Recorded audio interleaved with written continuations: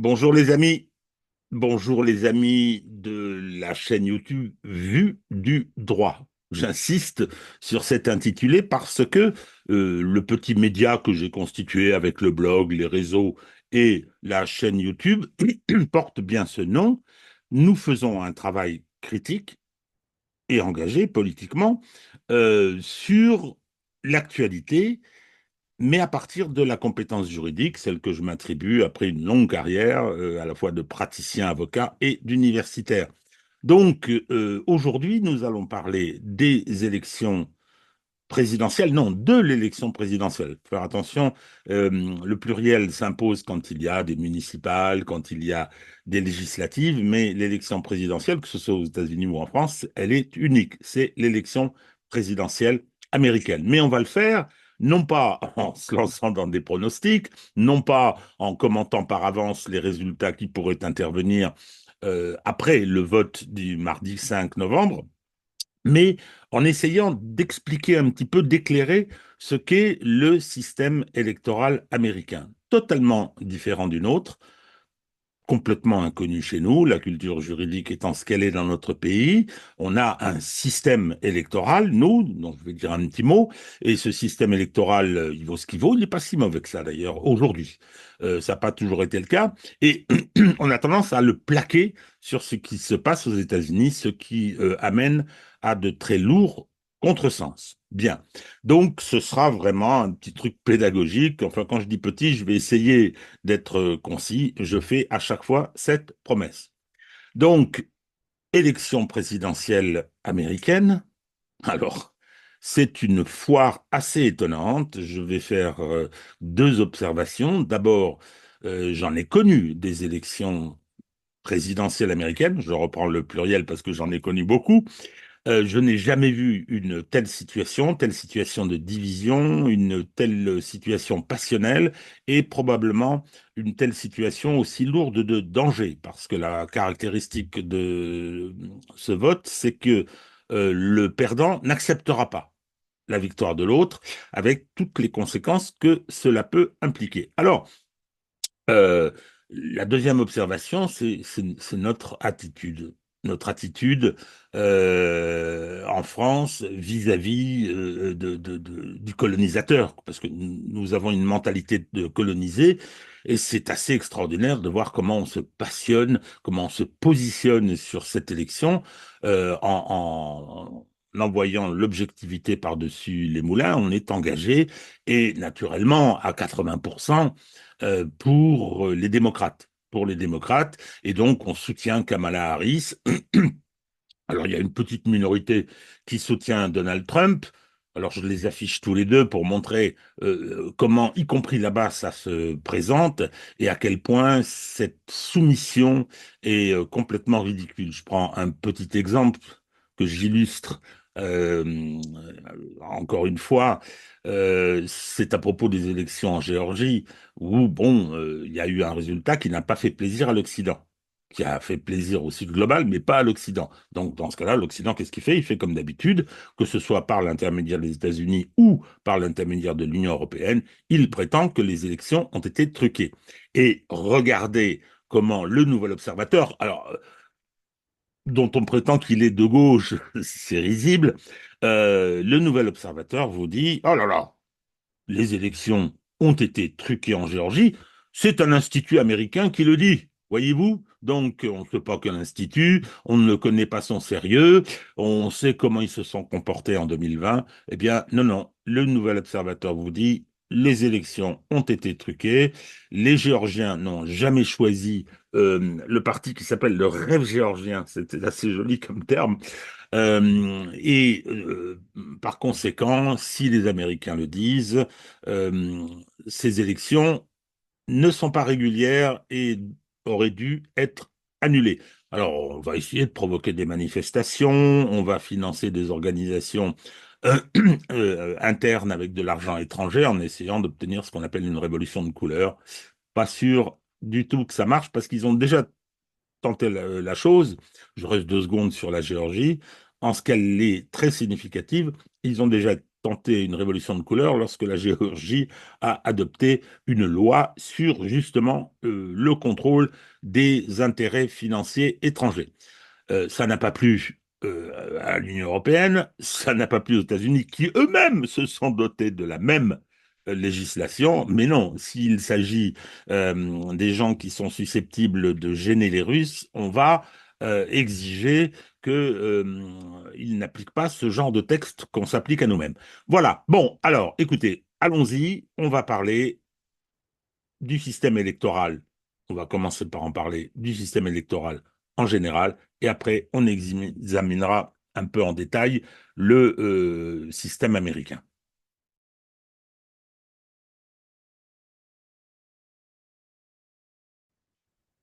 Bon, alors je vais me servir de temps en temps de mes lunettes parce que j'ai pris quelques petites notes pour réussir à suivre le fil sans partir dans de longues digressions, comme je le fais souvent. Alors, commençons par le commencement, c'est-à-dire qu'est-ce qu'une démocratie représentative? Parce que le vote qui nous intéresse aujourd'hui, celui qui s'applique en France, celui qui est utilisé aux États-Unis, c'est le vote pour nommer, choisir les dirigeants d'une démocratie représentative. La démocratie représentative, c'est lorsque on donne à des gens le mandat de nous représenter et de diriger l'État. Bien, dans toutes ses composantes d'ailleurs. Donc, la question du choix des dirigeants est extrêmement importante. Alors, le système des démocraties représentatives repose sur la majorité. La majorité, c'est quoi? C'est le fait que un certain nombre de ces dirigeants ont été choisis par au moins la moitié des suffrages. La moitié des suffrages plus une voix suffit à leur donner le pouvoir de diriger l'État.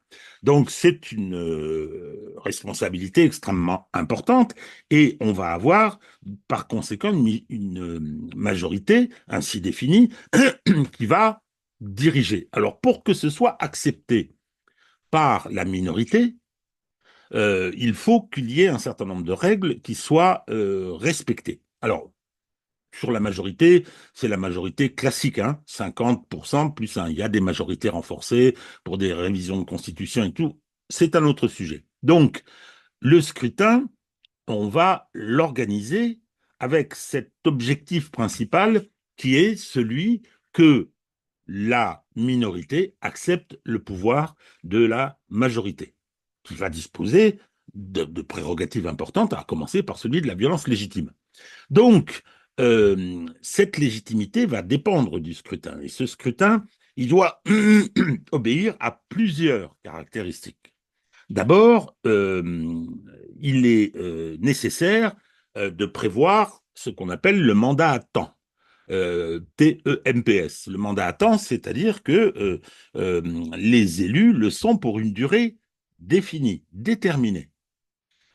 Tout ça pour pouvoir dire, écoutez, acceptez le pouvoir de cette majorité, aussi faible soit-il, mais à l'échéance de leur mandat, les cartes seront rebattues et si vous prenez le pouvoir, la minorité actuelle, vous pourrez défaire ce que la majorité précédente a fait. Ça, c'est quelque chose de de tout à fait essentiel.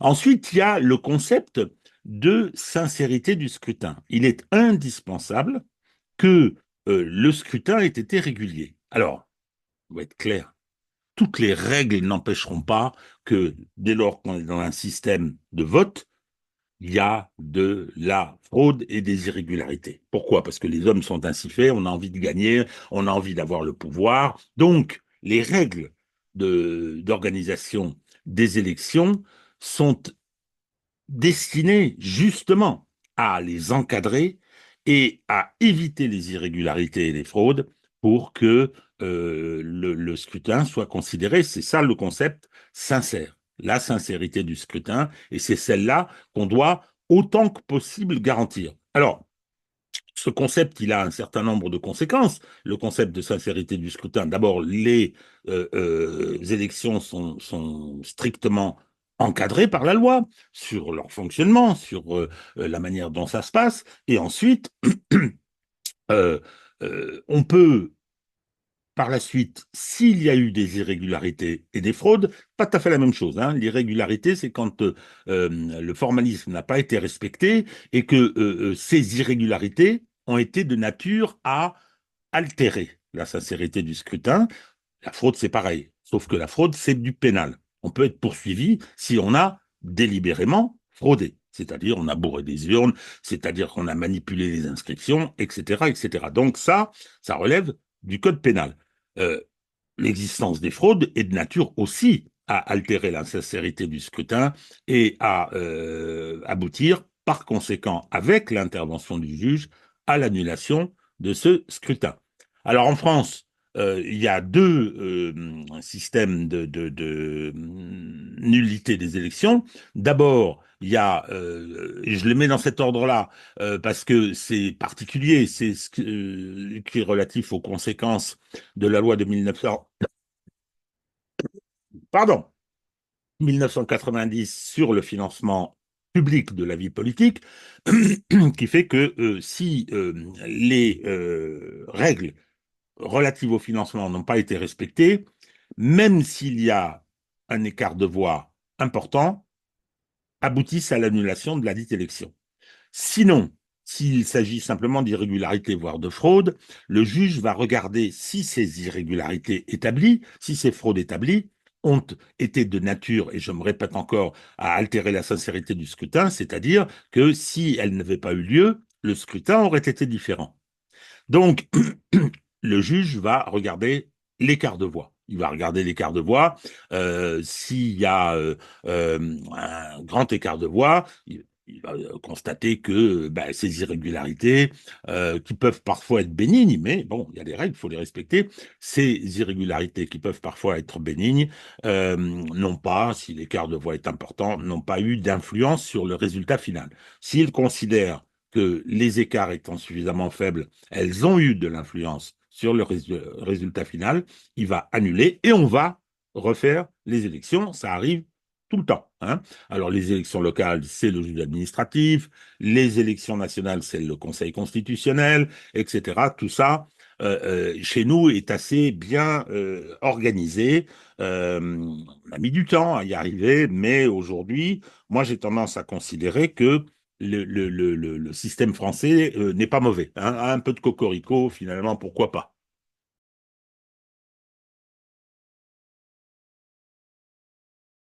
Bon, alors, comment est-ce qu'on organise les élections? Alors, je vais parler un peu du système français. Je profite de l'occasion pour exposer un petit peu ces grandes lignes, sachant que, bon, je l'ai beaucoup pratiqué. Je l'ai beaucoup pratiqué. J'ai participé à la rédaction de trois bouquins sur le droit électoral français. J'ai traité des multiples contentieux. J'ai même une expérience, c'était il y a longtemps, ou dans une commune qui s'appelait Terreville, qui était une banlieue de Thionville. J'avais défendu une élection, enfin, c'est un maire qui avait été élu, et il l'avait emporté, il devait y avoir 7-8 000 habitants dans la commune, je ne me rappelle plus, et il l'avait emporté de une voix. Eh bien, j'ai réussi à obtenir que le tribunal administratif considère qu'il n'y avait pas lieu à annulation. Aujourd'hui, je pense que je n'y arriverai pas, hein, avec un même et pareil écart de voix. Bon, alors, le système électoral, il commence par la nécessité de définir qui sont les électeurs. Qui sont les électeurs, c'est-à-dire que, bon, il y a plusieurs statuts. Sur certaines élections, en France, les élections locales, les étrangers de l'Union européenne peuvent voter. Sur les élections nationales, ça n'est pas le cas. Enfin, il faut définir qui est l'électeur. En général, un citoyen qui conserve ses prérogatives de citoyens. Ça, c'est pour l'établissement des listes. Alors, ensuite, tout le monde ne votent pas, parce qu'il y a des citoyens qui sont négligents ou d'autres qui veulent être en dehors du fonctionnement de cette partie-là de la société et qui ne s'inscrivent pas. Donc il faut s'inscrire sur les listes électorales.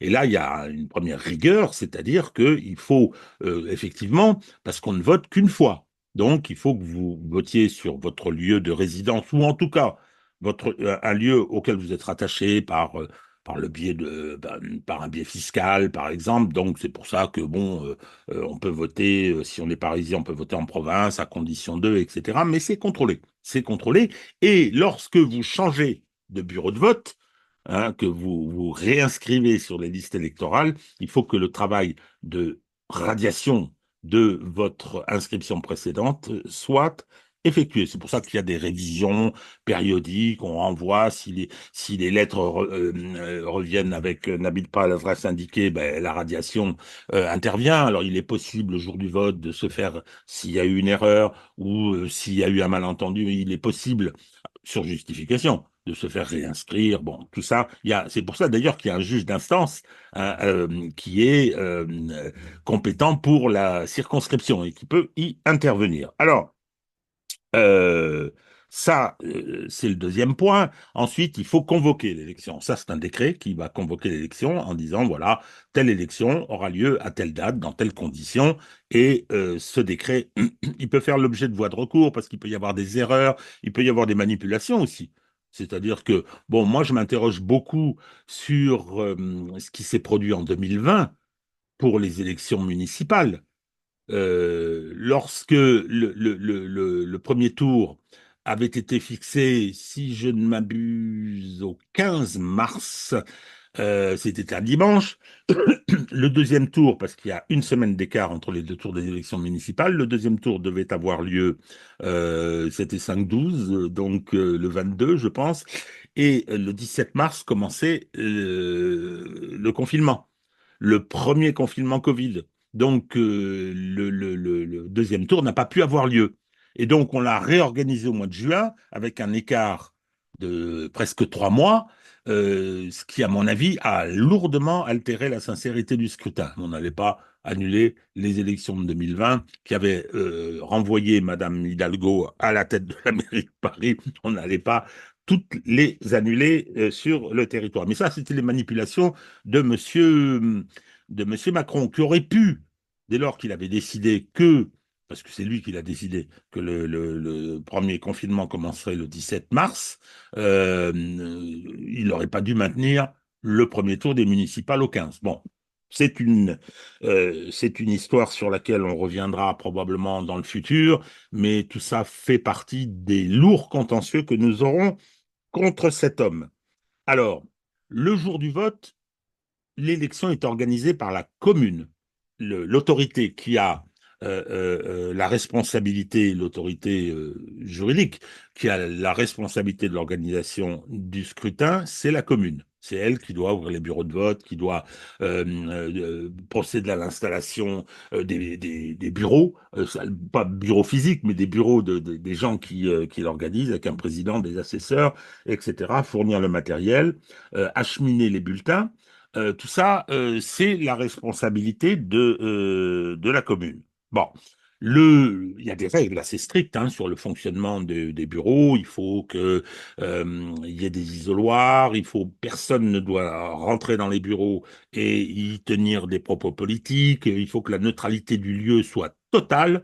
Et donc voilà. Et c'est en général effectivement comme ça que ça se passe parce que ça fait longtemps que ces règles-là sont en vigueur et qu'elles sont appliquées. Ensuite, il y a le dépouillement. Ah, le dépouillement. Le dépouillement, quand je disais tout à l'heure que la fraude était consubstantielle au déroulement électoral, c'est pas pour dire que l'homme est par définition méchant et qu'il commet des péchés, mais c'est parce que la tentation est telle qu'il est impératif de l'encadrer. Alors avant, il y avait des urnes en bois. Bon, j'ai connu dans le passé, c'est prescrit aujourd'hui, hein, donc on ne peut pas me chercher des poux dans la tête. Bon, j'ai plaidé quelques affaires en correctionnel, alors que effectivement, c'était parfois rock'n'roll dans certaines banlieues rouges. Alors, du côté du RPR, c'était les partis populaires qui avaient une base populaire, ça y allait quand même parfois. Hein, j'ai vu des choses assez étonnantes. Bon, au fur et à mesure, ça s'est régularisé. D'abord, on a des urnes transparentes en plexiglas, là, je crois. Et ensuite, le dépouillement, et ça, c'est très important, le dépouillement se fait sur place. Il y a peu de machines à voter, machines électroniques. Je pense que c'est la fiabilité est très très relative et par conséquent, le mieux c'est d'avoir un dépouillement manuel, les petits bouts de papier avec le nom du candidat qu'on a choisi. Tout ça est ouvert devant tout le monde à la fermeture des bureaux, 20h, 18h, 19h, enfin peu importe. Et donc, à ce moment-là, eh bien, chaque parti, chaque organisation, chaque candidat peut être effectivement scrutateur, enfin voir ce qui se passe et comment est-ce que le dépouillement est mené. C'est ce contrôle-là qui, moi, je considère comme tout à fait essentiel. Ça n'empêche pas qu'il puisse y avoir des erreurs, ça n'empêche pas qu'il puisse y avoir des manipulations. Hein. Personne ne peut imaginer qu'elles n'existent pas, les tentations de manipulation, mais c'est un système qui est aujourd'hui à peu près maîtrisé. En plus, les clivages politiques liés à l'époque des partis de masse, les clivages idéologiques sont atténués. Je ne dis pas que ce soit une bonne chose, hein, mais en tout cas, ça a eu cette influence-là, c'est que les enjeux des élections sont moindres que ce qu'ils étaient auparavant, où il y avait une dimension ultra politique, quand vous aviez le Parti communiste français, quand le Parti socialiste, que vous aviez la droite, le RPR, qui s'appelait ou le RPF à l'époque, où De Gaulle l'a créé. Enfin, tout ça faisait que c'était beaucoup, beaucoup plus tendu. Donc, voilà pour ce qui concerne le dépouillement. Alors, sur cette base-là, bureau par bureau, on va faire la compilation, on va faire les calculs, on va établir le procès-verbal qui devra être signé par les membres du bureau, et ce procès-verbal va être ensuite acheminé vers le bureau centralisateur qui va établir le résultat hein, sur la circonscription considérée. Et à ce moment-là, ces résultats sont transmis en préfecture et ensuite ça remonte au ministère de l'Intérieur. Bien. Donc, tout ça est basique. Je pense que beaucoup des auditeurs le savent, le connaissent, mais je pense que c'était important d'y revenir, de constater que bon, ben, finalement, on se débrouille pas trop mal. Les résultats des élections ne me conviennent pas. Souvent, très souvent, j'ai toujours été minoritaire, moi, ça tombe bien. Eh bien, simplement, c'est parce que les gens votaient mal, pour moi, hein, de mon point de vue. Donc, voilà un système qui est à peu près cohérent et qui me semble fonctionner. Le système américain est complètement différent pour tout un tas de raisons. Ça ne veut pas dire qu'il soit intrinsèquement mauvais, parce que je vais beaucoup le critiquer, mais en tout cas, il est très loin du nôtre. Donc, c'est vrai que ça peut nous heurter.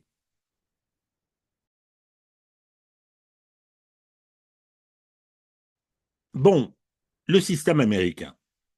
Première observation, les États-Unis sont un État fédéral, marqué par leur constitution initiale après une guerre de libération nationale contre la Grande-Bretagne, qui était à l'époque une monarchie autoritaire. Et par conséquent, la constitution qui a été adoptée, la constitution des États-Unis, est une constitution fédérale, qui est marquée par la défiance vis-à-vis de l'État central. Donc, chaque État est une république distincte, dirions-nous, et qui a ses propres institutions, son propre parlement, sa propre Cour suprême. Donc, c'est véritablement quelque chose de spécifique.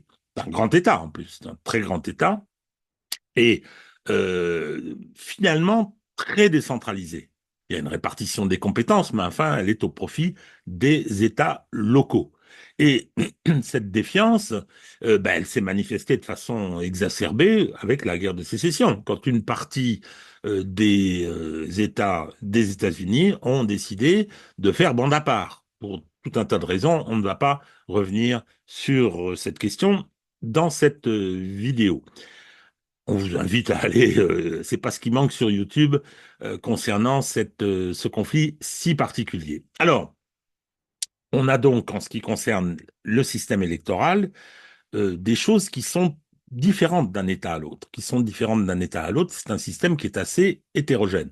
Il y a les principes, il y a les principes qui consistent à un citoyen a une voix, mais bon, c'est adapté de façon très particulière suivant les États. Ça, c'est la première donnée, c'est système électoral propre aux États. Petit exemple, le fameux système dont on va reparler, le fameux système du celui qui a la majorité remporte tout. Je parle des grands électeurs. Eh bien, il y a deux États qui ne l'ont pas, où le nombre des grands électeurs est proportionnel au nombre de voix obtenues par les candidats. Bon, eh ben non, c'est donc différent. Alors, premier point, un système décentralisé et parfois hétérogène. Deuxième point, une organisation sociale sous-administrée. C'est-à-dire que en France, on a la culture d'un État fort, on l'avait, enfin on l'a toujours d'ailleurs, mais on n'a plus d'État fort. On a une régulation administrative qui a été une de nos fiertés d'ailleurs, et à juste titre. Aux États-Unis, c'est pas la même chose. La régulation juridique est beaucoup plus importante, et en particulier, énormément de fonctions administratives qui sont occupées chez nous par des fonctionnaires sont occupées là-bas par des élus. On vote pour le procureur, on vote pour le juge, on vote pour le shérif, etc.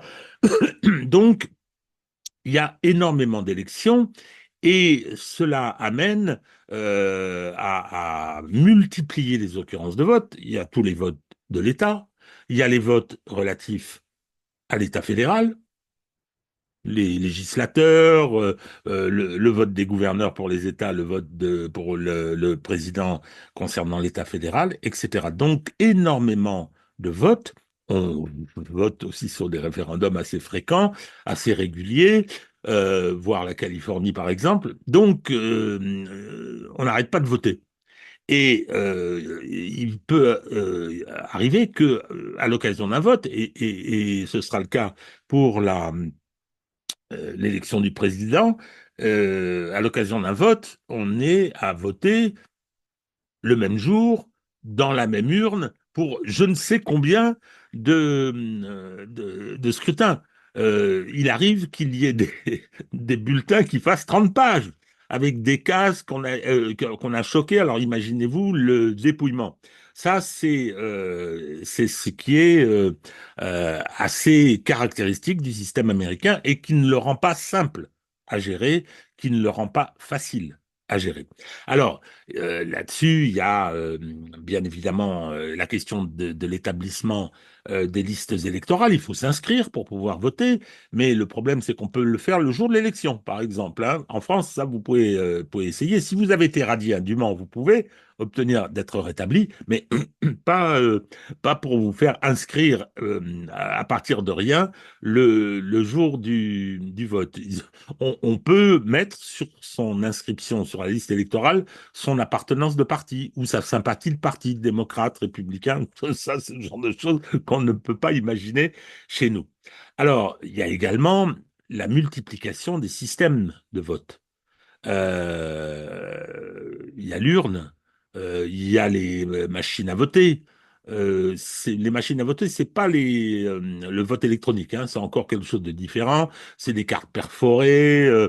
Il y a le vote par correspondance. Le vote par correspondance, chez nous, il a été supprimé parce que c'était l'autoroute pour la fraude.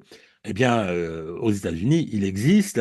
On peut voter à l'avance. Il y a des votes anticipés. Donc, on va voter par correspondance, on va envoyer son bulletin. Alors, il faut savoir qu'en 2020, élection très contestée s'il en est, en 2020, eh bien, il y a eu, je crois, si je ne me trompe, 40 millions de voix par correspondance. C'était l'année du Covid. C'était l'année du Covid, il y avait des confinements, il y avait des traitements qui étaient différents d'un État à l'autre. Donc, le vote par correspondance a explosé. Et c'est une des raisons pour lesquelles beaucoup de ceux qui considèrent que les élections ont été frauduleuses en 2020 c'est mon cas. Je ne vais pas rentrer dans le détail ici, mais je pense qu'il y a eu, il y a eu de la fraude et donc l'élection a été probablement faussée. Le dépouillement, oh mon Dieu, le dépouillement. Le dépouillement, là aussi, les règles ne sont pas les mêmes. Il y a même deux États dans lesquels on n'a pas le droit d'assister, les citoyens, les candidats, leurs équipes n'ont pas le droit d'assister au dépouillement, fait par d'autres éventuellement, comme en France. Non, non, ils s'enferment. On stocke les urnes dans un local, on ne sait pas qui est-ce qui garde la clé, et puis ensuite on dépouille, puis on vient vous dire, ben voilà, voilà les résultats. Bon, tout ça permet toutes les manipulations qu'on imagine. Il y a les dépouillements, on se rappelle de l'élection de 2000, lorsque il y avait le contentieux entre George Bush et Al Gore. Et donc, cette image qu'on voyait, ces vidéos qu'on voyait, des gens qui passaient leur temps à relire des bulletins interminables pour voir si les bonnes cases avaient été cochées, etc., etc., c'est quand même très particulier. Et puis, concernant l'élection présidentielle américaine, la conséquence d'un principe qu'on connaît mal chez nous, celui du fait que ce ne sont pas les électeurs qui désigne le président des États-Unis, ce sont les États qui le choisissent. C'est un scrutin indirect, c'est-à-dire que vous votez dans votre État pour des grands électeurs qui se sont déclarés avant. Ils peuvent changer d'avis après, mais c'est assez rare. Qui se sont déclarés pour tel ou tel candidat. Donc, vous allez voter pour celui dont vous pensez qu'il va voter, dont vous savez qu'il va voter pour le candidat de votre cœur. Le problème, c'est que sauf dans deux États, le système veut que celui qui a la majorité, 50%, ne serait-ce qu'une voix de plus, emporte tous les électeurs de l'État. Ce qui est effectivement un déséquilibre, mais c'est la volonté que le président, y compris pour pas qu'il ait trop de pouvoir, hein, on se méfiait. On n'a pas voulu restaurer, c'était Washington, hein, qui a été le premier président des États-Unis, mais qui n'avait pas très envie parce que il craignait un petit peu la tyrannie. Et donc, par conséquent, cette situation fait que la légitimité du président est effectivement liée au fait qu'il ne représente pas la totalité des habitants de l'Union. Alors ça surprend beaucoup et on se retrouve avec en 2016 3 millions de voix de moins pour Trump par rapport à Hillary Clinton et Trump l'emporte et 7 millions de voix de moins pour Trump en 2020. Or, Trump, si on compte bien les fameux swing states, c'est-à-dire là où le scrutin était très serré, il y a eu un écart de un peu plus de 35 000 voix.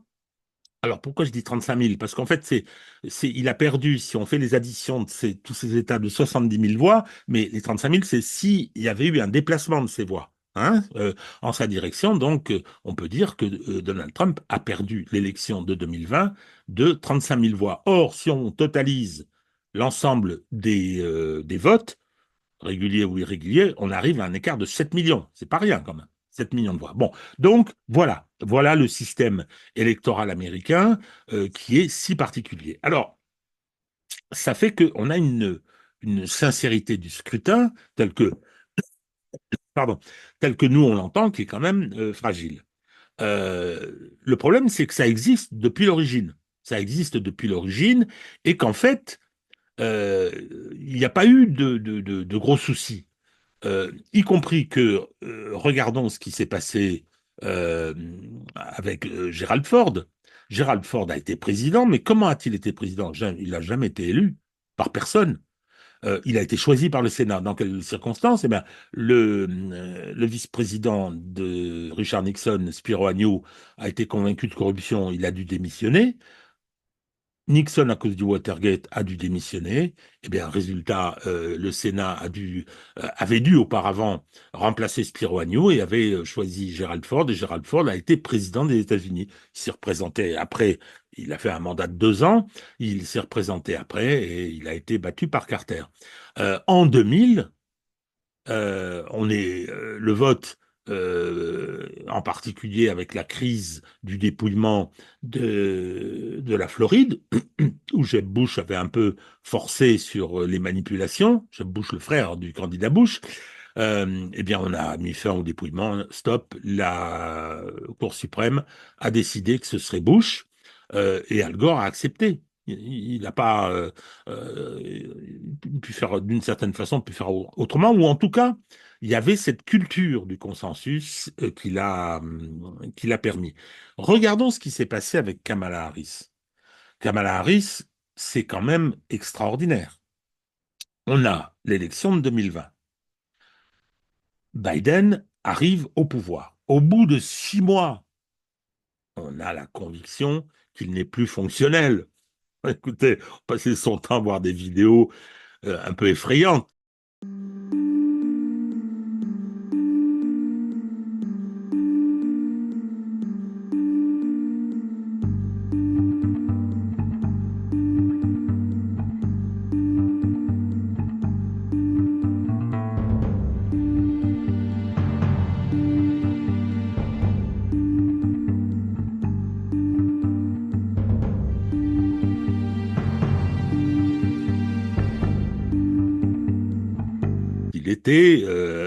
Il était sénile, mais complètement sénile.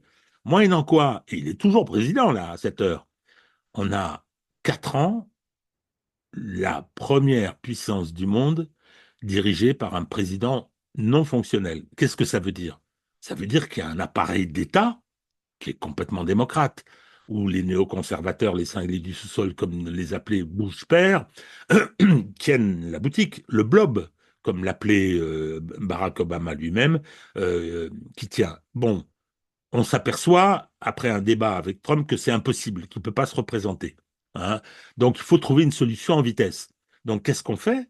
On intronise, mais sans qu'elle passe par les primaires, on intronise Kamala Harris et on la présente, on fait une convention, une convention de désignation totalement manipulée, les milliards de dollars arrivent, ou les millions, j'en sais rien, hein, et moyennant quoi, elle est candidate parfaitement légitime. Tout ça était éminemment démocratique et régulier. Bah, c'est comme ça que ça fonctionne.